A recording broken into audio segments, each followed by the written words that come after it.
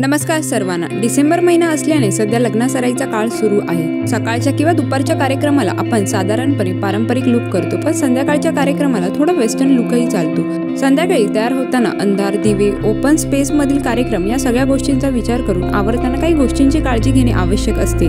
ती घेतल्यास आपलाच लुक खुलण्यास आणि आपण सगळ्यांमध्ये उठून दिसण्यास मदत होते। चला तर मग पाहूयात यासाठी नेमक्या कोणत्या गोष्टी लक्षात ठेवायच्या।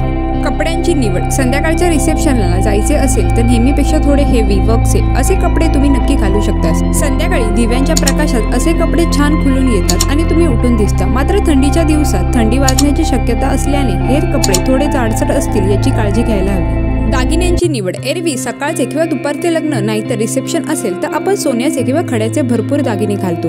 हेअरस्टाईललाही आपण काही ना काही हेवी लावतो। दुपारच्या कार्यक्रमासाठी ते शोभून दिसते, पण संध्याकाळी आधीच सगळीकडे लाईट्स असल्याने आणि कपडे चमचमते घातल्याने शक्यतो हेवी प्रकारचे दागिने घालणे टाळलेले केव्हाही जास्त चांगले। याऐवजी तुम्ही फक्त हेवी कानातले आणि बिंदी, हातात हेवी कड अशी मिनिमम ज्वेलरी कॅरी करू शकता।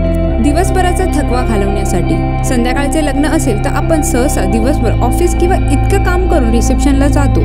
अशा वेळी आपण थकलेले असण्याची शक्यता असते, त्यामुळे ऑफिस किंवा काम केल्यावर थोडा ब्रेक घेऊन किंवा शक्य असल्यास आराम करून मग या पार्टीसाठी तयार व्हा। तसेच एखादा चहा किंवा कॉफी घेतल्यास तुम्हाला तरतरी येण्यास मदत होईल। यामुळे एंड पार्टीमध्ये तुम्ही फ्रेश दिसाल।